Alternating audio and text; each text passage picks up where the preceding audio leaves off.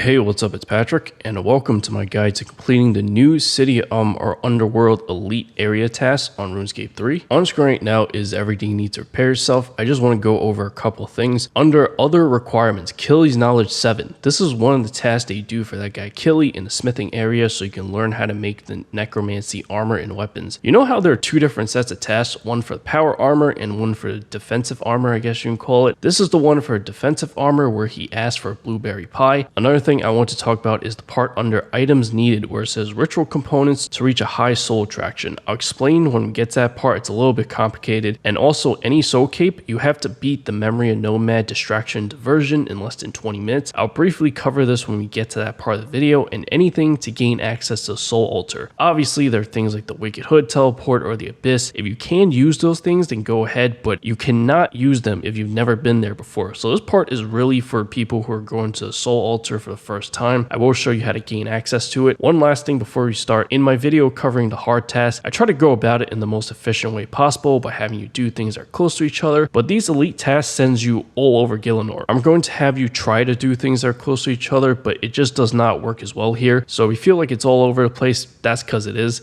Anyways, feel free to pause this if you need it, as I'm going to get into the guide now. This video is brought to you by the awesome members of my Patreon. If you want access to some exclusive perks, check out the link in the description below. Enjoy the video, everyone. Alright, let's start off with something easy. The first task we're going to do, go to your necromancy spellbook and cast a level 75 necromancy spell, Undead Teleport, which requires 5 spirit runes and will complete the task Undead to Rites. The next task I'm going to cover is He's My Berry Pie. Just a quick note before we start, this task is time gated and Talmud only appears on Wednesdays in game time, but in the meantime you could at least get the blueberry pie, which is what I'm going to show you now. So after completing Killy's Knowledge 7, you need to get another blueberry pie, but there are less steps this time. First, you need to go to Lolly the Troll near the Fremennik Slayer dungeon, which you can easily get to by using fairy ring code AJR or the Fremennik Province lodestone. Speak to Lolly and select option 1, pay to receive a golden fleece.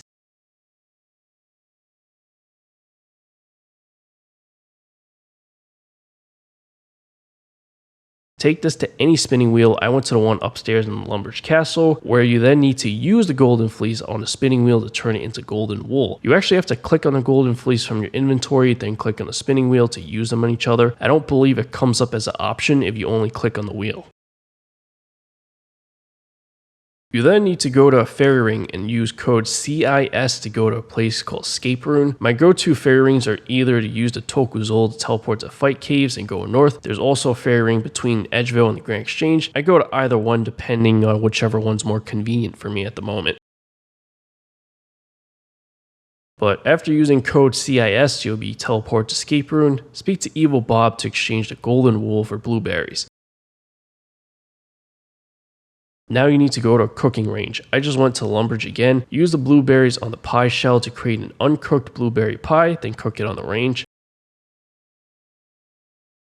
Alright, so this is the part that's time gated. On Wednesdays only, you can take this blueberry pie south of the smithing area where Killy is in the city of You can use your Grimoire teleport to Smithy. You'll find Talmud there. Speak to Talmud and select options 3, then 1. That should complete the task He's My Berry Pie. Next up, go southwest to the bar.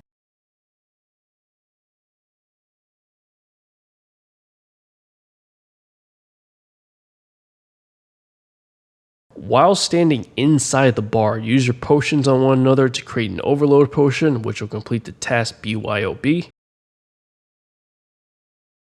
Before we continue, there's a level 95 prayer or ancient curse called Sorrow. You also need to have 90 necromancy. See if you have it unlocked or if you can use it. If not, you need to go to the building to the southeast where the prayer icon is. Inside, you'll find Celine. Speak to her and ask her to teach you some prayers until you unlock Sorrow specifically. I wish I could show you this, but I actually did this a long time ago. This isn't the task in itself. You need to have Sorrow unlocked for the actual task, but all you have to do to unlock it is speak to her. Maybe go through some chat options until you get to it. You may also have to do this multiple times because she does teach you multiple curses and prayers, so it could take you a minute before she actually teaches you that one specifically.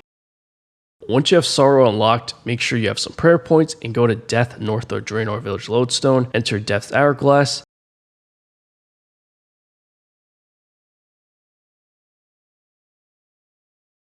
Go north and enter Death's Door, which is the door right behind where you're sitting.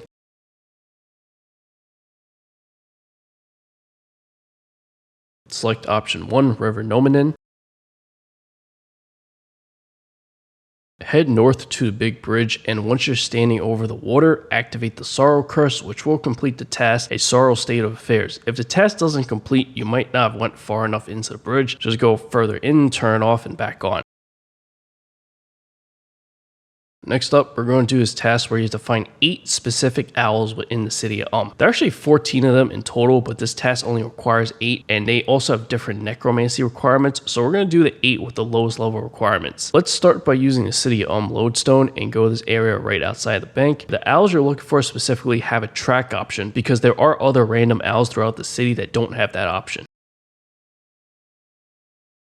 The first owl blathers can be found on top of the deposit box. Click on them to track them. Next, go inside this building to the north.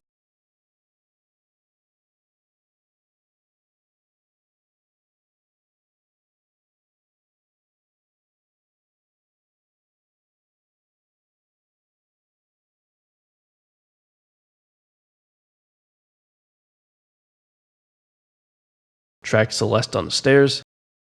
Go west towards the water.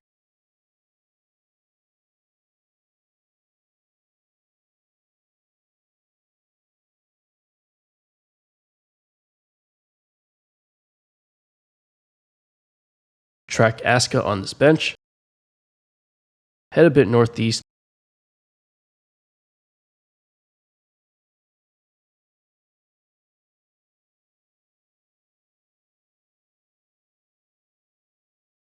Track B.Y.O.B on the boat.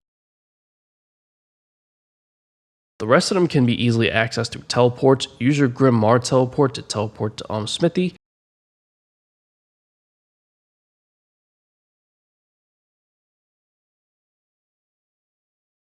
You'll find Screech slightly to the west before you go down the stairs.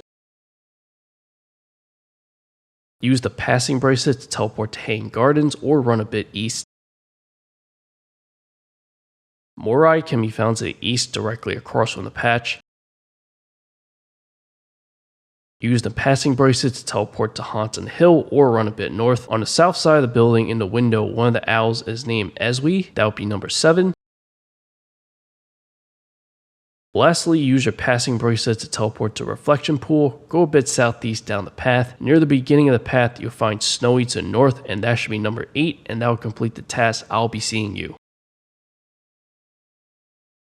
Next up, we're going to do a task called Fetch Me Their Soul. The description of this task states, craft a soul rune at the soul altar with a soul cape equipped. I'm going to briefly explain how to get a soul cape, so if you already have one but don't know how to make a soul rune, skip the timer on the screen. If you have a soul cape and you know how to make a soul rune, I guess you can just go. You don't really need me for this part. So anyways, you get a soul cape by completing the Memory of Nomad Distraction Diversion under 20 minutes. This is basically just a copy of the fight against Nomad towards the end of the Nomad's Elegy quest, but without all the interludes in between the phases where you play as different NPCs. And it's apparently also a hard mode version, although I didn't find it hard at all. This can only be completed once a week, but I'm pretty sure it doesn't count if you die. You actually have to beat him for the once a week to count. So if you die, I'm pretty sure you can keep going back, but regardless, you probably don't want to die. There are different tiers of soul cape depending on how fast you complete this. You only need the sub 20-minute version. However, I did it in under 6 minutes on my first try, and I'm going to show you how I did it. No guarantees that you can do it in under 6 minutes as well, but you really only need to be under 20 to complete this task. I just want to teach you how I did it in 6 minutes because I don't feel like it makes any sense for me to give you a watered down version of the guide. And don't worry, there's no sweaty methods involved here. And if you have the requirements to complete the task in this video, you might not be able to hit the 6 minute mark, but you can definitely do it under 20. You just need to learn the mechanics, which aren't difficult, and we're going to go over all that right now. Actually, first let's talk about your inventory setup. You want to bring anything you need for combat: armor, weapon, food, stat boosting potions, prayer potions, a beast of burden familiar to carry more food. You only need a couple of prayer potions. I would recommend using necromancy as a combat style. I recommend carrying a shield in your inventory for a switch. Also recommend bringing ectoplasms for conjures and runes to use Deathmark, or if you're going to be using the necromancy power gear, which gives you a chance of casting Deathmark already with each attack, that alone should be fine. You don't need runes to manually cast it. That Deathmark was definitely a big reason how I managed to do it so fast. You can bank everything else. We don't have a lot of tasks left at this point. I also wrote out my ability bar setup on screen. Honestly, I got 200 mil necromancy when a couple months of release and haven't touched this ability bar since. I don't know if this can be made better, and I don't even know how to use it anymore, so I kept it on revolution the whole fight. And say what you will, but I still did in under 6 minutes. But feel free to switch out whatever you want to switch out, especially if there's something here that you can't use. It's not that big of a deal.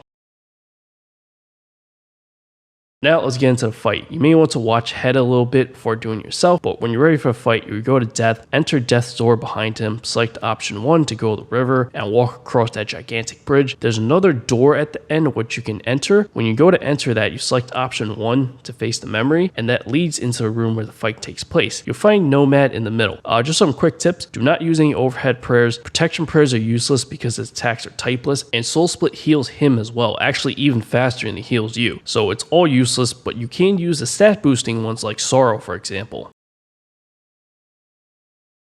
There are a few attacks you need to look out for here. There's a purple beam that shoots out of the ground and hits you rapidly. You can have these red bombs thrown at you, or Gielinor can smack you with his hand. For the hand thing, by the way, Nomad may also say something like Feel the Power Gielinor, but you know what's the simplest way to remember all this? If you see anything flying at you or coming out of the ground underneath, just get away from it. It's that simple. There are 4 phases to this fight, just like the Nomad's Elegy fight. If you're mainly casting Deathmark, it has to be reapplied every phase. In phase 2, he'll gain additional attack where he'll teleport to either side of the bridge and say, can you withstand my wrath? And looks like as if he's charging up an attack. This can hit you for up to 7,500 damage. The best thing to do against this attack is to switch to your shield, allowing you to use the Resonance defense ability, which will basically block the attack and heal you. The thing is, it took about 9 seconds from the time you teleport to actually doing the attack, and Resonance only lasts 6 seconds. So maybe wait a few seconds before activating it, and make sure the attack is actually finished and you get hit before you take your shield off. To be on the safe side, you may even want to eat and be a bit over 7,500 HP. It might be a bit of a waste since Resonance heals you anyways, but I'd be way more concerned about just blocking damage here than healing ability. Actually forgot my shield and tanked this attack the entire fight. In phase 3, he'll have all his attacks mentioned before, but also remember to apply Deathmark. One thing he does do differently is that when he reaches half health, he'll spawn a clone of himself. Unfortunately, there's no way to tell which one's a clone, and the clone does not disappear just by you attacking him like in the first Nomad fight in Nomad's Requiem. So you just have to try your luck and focus on one target. If you get lucky and it turns out you're attacking the real Nomad, the clone disappears without you having to fight both of them. But as I said, there's no way to tell. Looking back at this footage, I just realized I got lucky and got the right one. Probably would have missed the 6-minute mark if I had to fight both of them. In the 4th and final phase, remember to apply Deathmark. Nomad will only be using rapid melee attacks. Protect from melee or deflect melee can prevent some damage here. Still watch out for anything that comes out of the ground or flies at you, because those attacks actually come from Gielinor underneath the bridge, not from Nomad. And that's pretty much it for a fight, but I do want to give a quick note. This is such a waste, but I tested it just for you guys. But you can use Death Touch darts to kill him, and they'll automatically give you the 20-minute cape. You need a dart for each phase though, so that's 4 darts. And also, if you insist on doing this, you still bring food and armor, as there's a small amount of time in between each phase where he can hit you, but you can't use a dart on him yet. If you're really having trouble, you should try to get as far as you can fight him normally and resort to darts if you must for later phases, but this is really such a waste. After the fight, go to reward chest outside to claim your reward, and there should be at least 1 soul cape in there if you did it under 20 minutes. They give you more capes if you manage to complete even faster. You only need 1 of these for a task though. Wear any one of them, it doesn't matter. Now you need to go to Soul Altar with 4 pure essences to craft a soul rune. If you already know how to do this, you can just go. This part of the video is for people who have never done it before. So if you've never been to a Soul Altar before, the first time you go there, you physically have to go there and unlock it. You can't use the Abyss or anything like that. Remember to bring whatever talisman you need to gain access to it. All that's listed on screen, as well as the 4 pure essences. It is located in the western part of the Imperial District in Menaphos. You can teleport right next to it using fairy ring code CKQ or run west from Lodestone. I can't show you this part because I already did this a really long time ago, but there's a fountain here that needs to be drained. You drain it by simply using your talisman on the fountain, then you can just click on it again to enter. Follow the path and go into the altar. Make sure you're wearing your soul cape, by the way. Crafting a soul rune is a bit unusual compared to crafting the other all the runes, you first deposit at least 4 pure essences into the charger east of the altar, then you right click on that same charger and choose charge. 4 pure essences will generate 1 charge or 1 soul rune, so when it's done charging, click on the altar in the middle to craft a soul rune with your soul cape on to complete the task, fetch me their souls.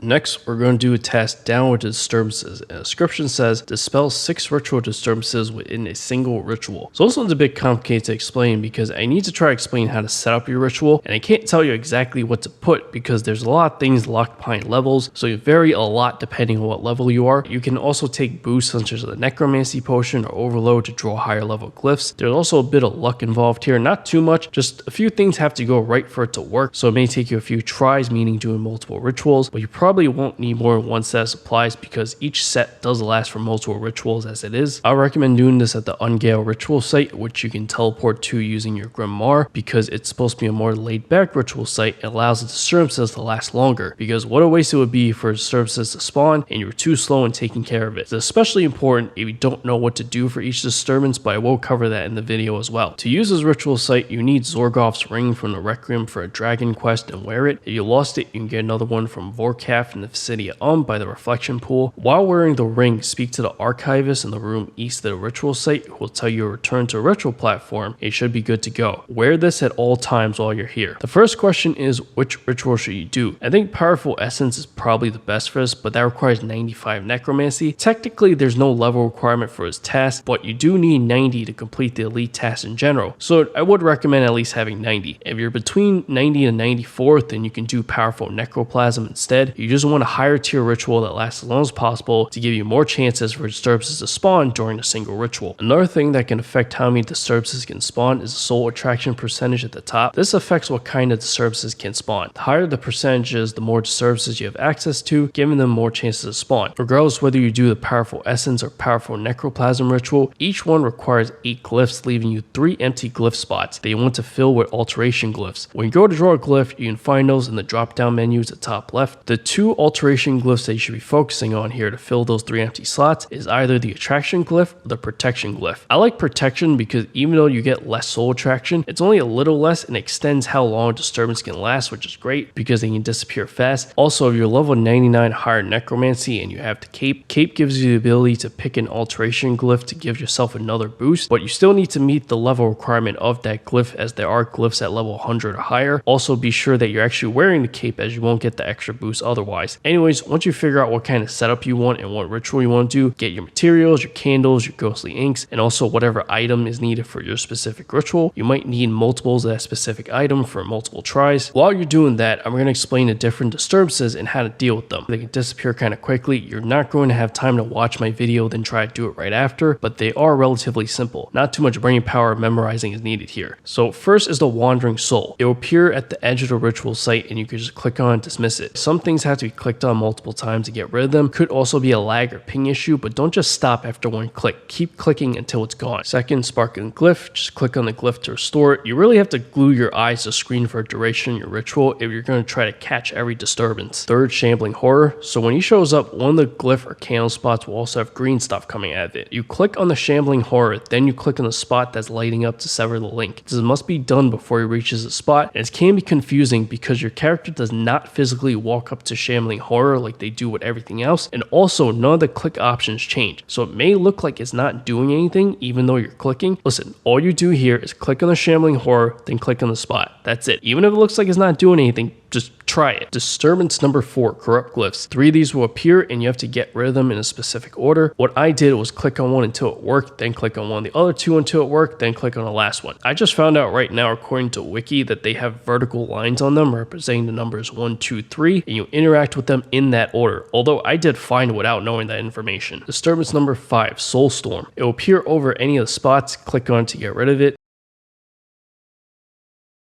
Last and least, because I hate this one and I've never been able to successfully get rid of it in a timely manner, a green pool of something appears. So you click on it to siphon it and a progress bar will appear over it. You really have to pay attention because the progress bar resets when this purple smoke appears over it. To stop it from resetting, you have to click on it again or click away, then click on it again. It's annoying because it seems to appear every 2 or 3 ticks. This only appears at 500% soul attraction and higher, so you want to keep it under that to avoid this one. I don't blame you. I thought about doing that at some point. The attempt where I finally got it, it was the one where the stupid green pool did not appear at all. So there's that. That's basically all the info you need to know so you can get started now. Remember, you need to clear 6 of these in a single ritual and now complete the task down with Disturbances. Alright, one final task before we close out this video. A game of cat and Amascut. The description of this task states, speak to Macat in the Sanctum of Rebirth. Macat is an NPC that shows up next to a reward chest at the end of the Sanctum, so basically you have to beat the whole thing, meaning all 3 bosses in the Sanctum to get to him. So I suppose I have to turn this part of the video into a mini Sanctum guide. To make a disclaimer, I've only beaten it a total of 3 times on normal mode. I have a very basic understanding of it. However, it was still enough to get me through it 3 times. So take that as you will, but I will share what I know here. Anyways, for this task, you'll need a cat speak amulet or a cramulet, but you don't need to bring that to start, and you need to have completed the quest Soul Searching. I do have a guide for that. It's a 5-minute quest. The boss fights are way worse than the quest. Let's start with the setup. Honestly, what I'm recommending here is not that different from what I wrote for Nomad. This is what I mean when I say a very basic understanding. I'm sure there are ways to make things more efficient and get better, faster kills, but I just do the same thing for every boss, and a lot of this was pretty much already explained in that section, so I'm just going to explain what's different. For starters, I would recommend better food, probably the best food you could bring, and for the bar setup, regardless of what combat style you use, you must have a stun ability. If you're using necromancy, you must have soul sap and soul strike. Soul strike is the one that stuns, and soul sap is what generates the charge to use soul strike. Not the most ideal, but at the very least it recharges pretty fast. I kept soul strike off my revolution because I only used it when I needed to stun. It was never something I had as part of my bar setup anyways. Surge helps a lot for these bosses, definitely put that on. Do not put that on your revolution because you need to be able to use that at will. Also, even if you don't use keybinds, keybind that one ability specifically and know which key it is. There's also devotion. The defense ability can help a bit here if you use it properly, but it's not a necessity. I never end up using it, but I will show you when it can be used. So let's get into the fight. After completing the soul searching quest, you can board this gondola to go to the island, and the portal to enter is in the northwest corner, or you can just attune a boss portal in the War's Retreat or the max skill to it if you can. I actually would recommend that because the Sanctum has 3 bosses. You can bank in between bosses, and who knows how many times you'll die trying this. Currently the deaths are safe, but I don't know if that's because it just came out. I just know they put me right outside and they let me keep all my items when I died, so take that with a grain of salt. To start the first boss, enter this portal thing, choose normal mode of course, cross the gap. You don't start fighting right away as soon as you cross over the gap, so this will be the time to pot up, activate your prayers. I recommend soul split and whatever else you want to use. Use your conjures. This boss's name is vermyx. It has several phases. First phase is easy. If you're manually casting Deathmark, remember to activate it. It can only trigger at the end of the fight. It's not like Nomad where it activates every phase. Fight it normally, you barely take any damage as long as you properly avoid the attacks, which I actually don't even need to explain because a lot of the mechanics, they pretty much hold your hand through it. They either give you a message telling you to move or this big square thing appears on the ground. What did I say in the Nomad fight? If you see anything flying at you or coming from the ground underneath, get away from it. When you get it down to 300k HP, it'll say vermyx channels power from the Sanctum towards the west. This is the one part where my logic fails. In the western room, you'll see these green arrows show up on the floor. Those you have to step on and let something fall on you. You have to step on 3 in a timely manner to continue to the next phase. If you miss one of the other heads will do a special attack thing and basically just get out of that area until it's done. If you failed at 1 or 2, they'll let you try again and continue at wherever you left off, so it's not bad.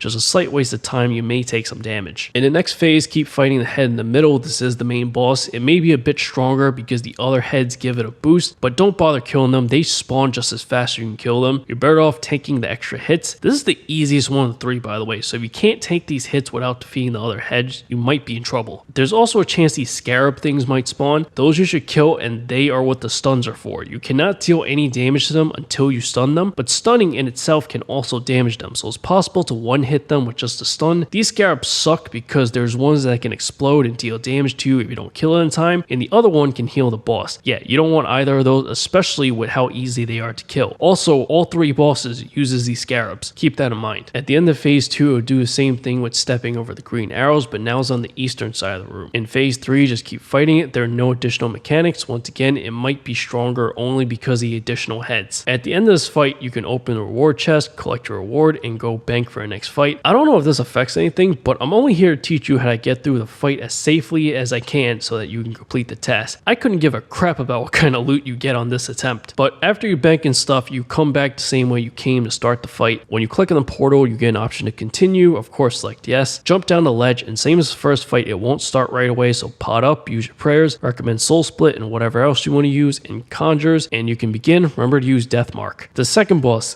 kezalam, you'll start off with one of these square attacks right away, so be mindful of that and where you're standing. Also, if you weren't aware, you can stand on the square right next to these, just not on top of it. It's especially important to know when he does this grid-like one with the little spaces in between. Standing in the in-between spaces is fine. So we have the surge ability on the ability bar, mainly to get away from this kind of attack. It's much more relevant here with this boss because he uses them more often and they cover a bigger area. But if you don't have one of those things that let you use surge back to back like myself, try not to overuse it because he can use the square attacks back to back. If I think I can run out of it in time, I do it every time. I only surge if I don't think I can make it. When he gets down to about 400k HP, he'll start healing up from the obelisk for about 40 seconds. Try your best to take them both down, or at the very least take one down. You can use death mark on each one. Once the 40 seconds are up, continue the fight. If at least one obelisk is still standing, he'll do it again later in the fight. I believe if you're still in the middle of fighting one before, it keeps the same HP as where you left off before. Just finish that off, then move on to the other one. If you manage to take down both, it'll stop the healing thing completely. Continue the fight until you beat him, then you can claim your reward and bank. For a last fight, for every attempt, you must bring a cat speak amulet or cramelet. Make it part of your preset if you're using any, because for the task, you must speak to a cat who appears at the end of this fight. If you finish the fight, then leave because you forgot your cat speak amulet or cramelet. They won't let you back in. You would have to do this whole thing over. Like, if you realize you forgot your amulet or whatever halfway through the fight, you're better off teleporting out or dying to go get it. Anyways, when you're ready and have your cat speak amulet or cramelet on you, once again, just come back the same way you did before. Go north and cross the gap. Pot up, use your prayers. I recommend protect from or deflect magic for this one. Remember to use your conjures and death mark. This is Nakatra. The reason why I recommend protect from or deflect magic is because she has this attack where she says prepare for death, then she says be obliterated. It's a magic attack that can hit you for over 9,000. I'm not even saying that for memes, like it's really that much. Having the prayer on will cut it in half. This attack happens pretty fast, so if you react fast enough and have enough adrenaline, you can also activate devotion for full protection. When she reaches around 320k HP, she'll summon these 2 dog-looking things. Just defeat them. There's no crazy mechanics to look out for. Only those attacks that show up on the ground, but those are super easy to dodge. You only have to move a couple squares at a time. No surge needed. You can use death mark on these dogs. What's annoying is what happens after a dog fight. Pay very close attention here because everything I'm about to teach you, you only have 30 seconds to do it or you'll get instant killed. Literally no chance of survival. You'll get pulled into the desert area. Find this thing called the soul storm that you click on to release, which will spawn 2 little dogs. Those are the only 2 things you need to defeat. Do not worry about the gorillas. While you're fighting them, pay attention to the 2 glowing images to the north. You need to memorize what they are. Keep in mind you only have a few seconds to do this. After you defeat the little dogs, they'll release 3 soul fragments with arrows flashing over them. Quickly click on the soul fragments to get out of here and it'll bring you back to the fight. And right away you'll see 3 images on the floor. You want to step on the one that you did not see. I'm not sure what happens if you choose the wrong one or don't do it in time, but do you really want to find out? The whole desert thing, by the way, she can send you there multiple times. So at this point, you want to defeat her as fast as possible so you don't have to deal with it anymore. One last attack I want to show you. She does this version of the square attack that expands starting from the inside. I'm sure there's probably something you could do like stand on the edge and surge in when it gets close to you. But if you're not good at reacting to that, I stood in the middle and tanked the first hit. After a fight, put on your cat speak amulet or cramelet, go north to a reward chest and speak to McCat next to it, and that should complete the task. But there are a couple of things I want to still mention about the fight. I'm making this video within a couple of days of release, and currently you cannot use death touch darts on the bosses, but I'm sure they will let you later down the line. I don't see any reason why it wouldn't work for this task because all you have to do is make it to the last reward chest. There also seems to be some mechanic in this place that revives you if you lose all your HP. I'm not sure how this happens or how many times it can be done, ton, but honestly, I don't really think it matters because your goal really should be to not die. This is not something you should be depending on. Don't get me wrong, if you get lucky and you end up finishing because of this mechanic, then great, but still not the best thing to depend on. If you're still having trouble after watching my video, you might want to turn to an actual PVMer who made a real guide on this. I'm not really a PVMer, I suck at PVM, I just know enough to get through this. If you look at the screen of anyone who actually PVMs on this game, their screen looks crazy with the amount of windows open. Does mine look like that? No, so don't listen to me, I suck. That's basically it. To claim your reward, go to the bar in the city of and speak to Crunchy. I hope you found this video helpful. If you did, remember to like the video, subscribe to the channel, hit that notification bell for future videos to come if you haven't already. There are also links in the description below for our Patreon, donation link, Twitter, and Discord where you can interact with me. Donations can also be directly made through YouTube now. Thanks option, near like button, below the video. Catch you later. Peace.